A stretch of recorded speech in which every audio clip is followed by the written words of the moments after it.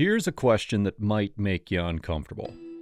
What if our economic system we're all working within was designed to work for some people, but not everyone? Not because it's evil or broken, but because that's literally how it was built. Think about the wealthiest person you know personally. Now think about the person who works the hardest. Are they the same person? Probably not, right? That's not a bug in our system. That's actually how it's supposed to work. Today, we're going to break down exactly why our economic system creates these outcomes, what makes it both incredibly powerful and fundamentally flawed, and most importantly, what we can actually do about it without throwing the whole thing away. Because here's the thing, understanding how the game works is the first step to playing it better, and it changes everything about how you see the world around you. So, let's dive in. Let's start with the basics. Capitalism, at its core, is an economic system where private individuals and businesses own the means of production and operate them for profit. Trade and industry are controlled by private owners rather than by the state, with the goal of making money in a free market. Its biggest strength is that it incentivizes and encourages innovation and creation. It promotes growth and advancement of societies in the form of competition. The result? It's been pretty remarkable in many ways. Society is living in the most advanced civilization in human history, and will likely keep this trajectory in years to come. There are smartphones that connect people to the entire world, food from every corner of the planet available at local stores, and technology that would have seemed like magic just a few decades ago. Just think back a few decades ago and compare to now, and the differences are vast. A lot of that happened because of capitalism. But here's where things get interesting. And this applies to literally everything in life, not just economic systems. No system can ever be perfect. Nothing ever reaches some final, flawless state. It needs constant change and growth to adapt to current times. And there's always room for improvement. It's the same with our current system. Think about Apple. Every year, they release new iPhones and MacBooks with better processors, improved cameras, refined software.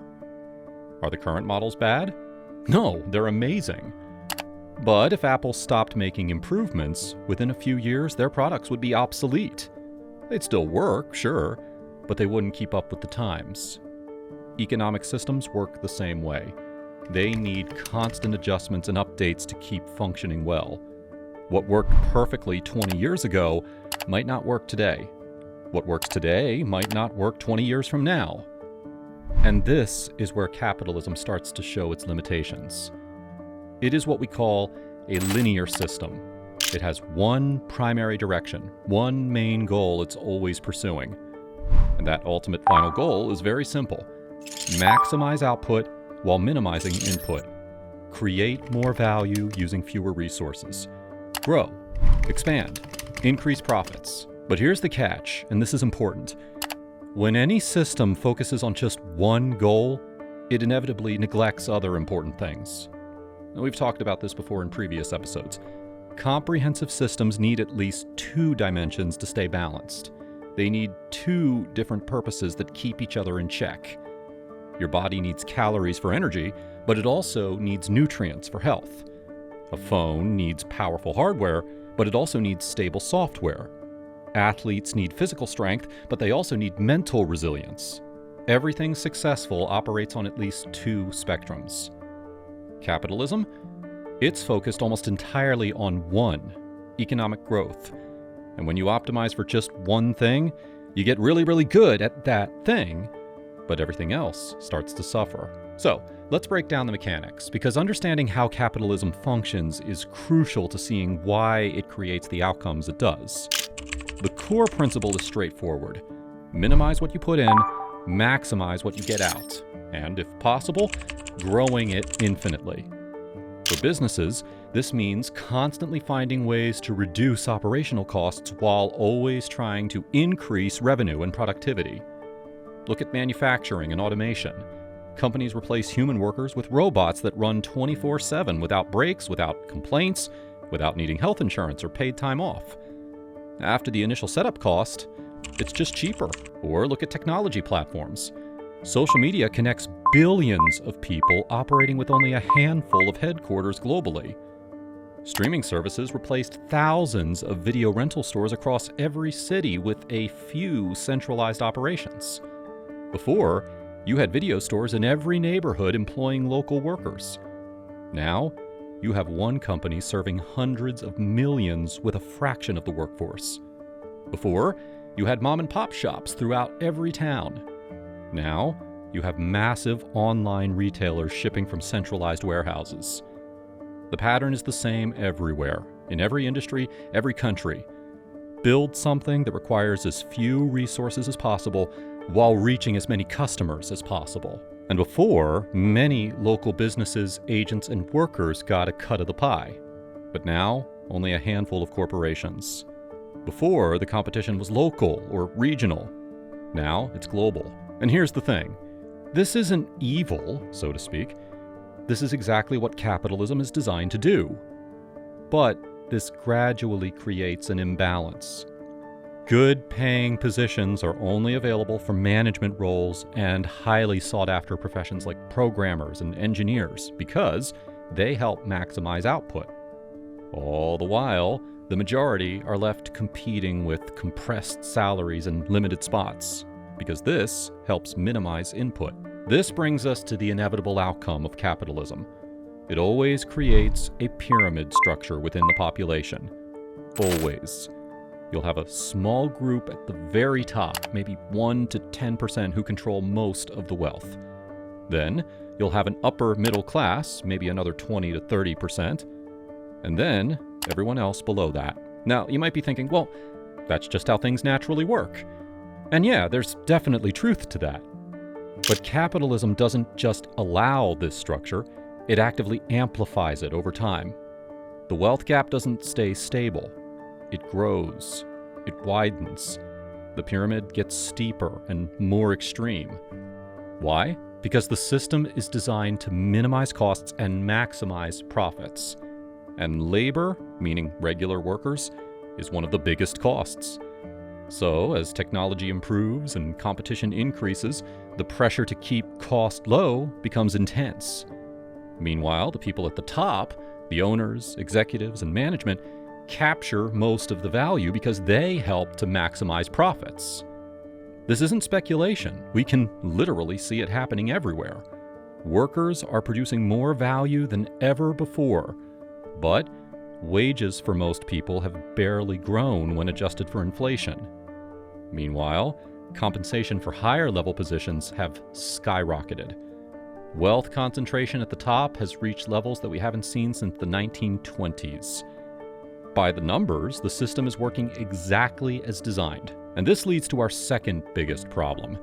Here's where we need to get really honest about something uncomfortable. We're constantly told that everyone has the opportunity to succeed. Work hard, get educated, make smart choices, and you'll make it. And technically, that's true. The opportunities exist. But here's what nobody wants to talk about. Opportunities are always finite, always limited. Let's give an analogy that makes this crystal clear. Think about a professional sports team, say a pro basketball team. There are ownership positions, management roles, coaching staff, trainers, and players.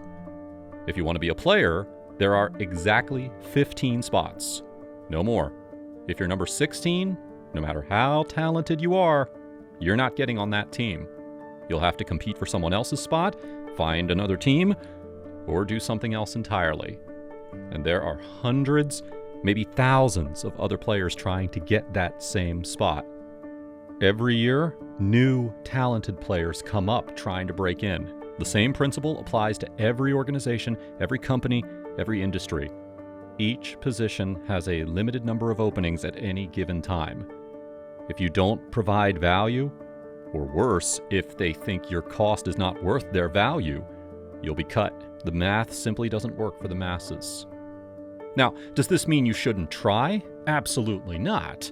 You should absolutely work your hardest, develop your skills, and position yourself for opportunities. That's crucial. But it also means that hard work alone doesn't guarantee success. You can do everything right and still not make it because the opportunities are limited and the competition is fierce. And this is important to understand because it reframes the conversation. Success isn't just about individual merit. It's also about timing, circumstances, the broader economic environment, and yes, even luck. It's cumulative of many things, with hard work and passion being the cornerstone. So, while we often hear land of opportunities or hard work pays off, recognize the system is not designed to provide opportunities for everyone. It can't. The unpopular truth is that by default, it can only provide to a certain amount of people at any given time. Here's another aspect that makes the limited opportunity problem even worse. Markets are constantly evolving and eliminating positions. Physical retail stores are closing because of Amazon and online shopping. That's thousands of retail jobs disappearing, replaced by fewer warehouse and tech jobs. Blockbuster had thousands of stores employing local workers. Netflix took over with a centralized streaming model using a fraction of the workforce. Because of the competitive nature, the system always weeds out the ones that saturate the market, and companies go bankrupt or go out of business every year. According to the U.S. Bureau of Labor Statistics, only 45% of new businesses survive past 5 years. Only 25% make it to 15 years or more. When a company goes under, that entire job market vanishes. Those workers need to find something else. This happens constantly across every sector. New opportunities do get created, but they're often in different fields requiring different skills. And there are usually fewer of them than the jobs that disappeared. So you've got this dynamic where people need to constantly adapt, constantly learn new skills, constantly compete for a shrinking pool of stable opportunities. It's exhausting. And it's the byproduct of the system. Now let's zoom out and look at where this has gotten us. Because of these reasons, there's always going to be the top 10% in the population. We're talking corporate CEOs, successful entrepreneurs, and top executives. Then, the next 20 to 30%. Business owners, doctors, lawyers, engineers, corporate employees, and people in management roles. They're generally doing okay. Everyone else? There's always roughly 60 to 70% of the population in the middle class or much, much lower. This was true in the past, it's true now. And unless something changes, it'll be even more extreme in the future. This is the fundamental strength and flaw of capitalism. It creates wealth and innovation brilliantly, but it also creates and amplifies inequality systematically over time. And we need to start recognizing this pattern for what it is, not as individual failures, but as systemic outcomes, and intentionally do something about it for change. But let's be clear about something important. There's nothing wrong with being in the majority. Everyone's journey starts somewhere. And if you're driven, capable, willing to learn and adapt, you actually have more opportunities than ever to succeed in today's world. Capitalism has created enormous amounts of wealth. That wealth keeps growing and compounding as time goes on. The tools and resources available today would have been unimaginable a generation ago. So this isn't about giving up or saying success is impossible. It's about understanding the landscape you're operating in so you can make better decisions. You can absolutely make a decent living, be financially stable. People do it every day. But you need to be mindful, understanding both the opportunities and the structural challenges you're facing. Opportunities are finite. Sometimes opportunity changes or shrinks because of the competitive market. And your surroundings matter more than you think. Your personal environment, the macro environment, the right people around you. And of course, most important of all, the characteristics, the mindset of a person. So when opportunities come, you're prepared and have the best chance to succeed. Now, some people hear this critique of capitalism and they immediately think, well, what about socialism or other systems? Quick reality check. Socialism is also a linear system. It also focuses primarily on one goal, and it also has serious systemic flaws, arguably worse ones. In theory, socialism promises that everyone gets treated fairly and wealth gets distributed equally. Sounds good, right? In practice, it typically creates cultures where innovation stagnates. When there's no competition and no personal incentive to excel, people stop pushing boundaries.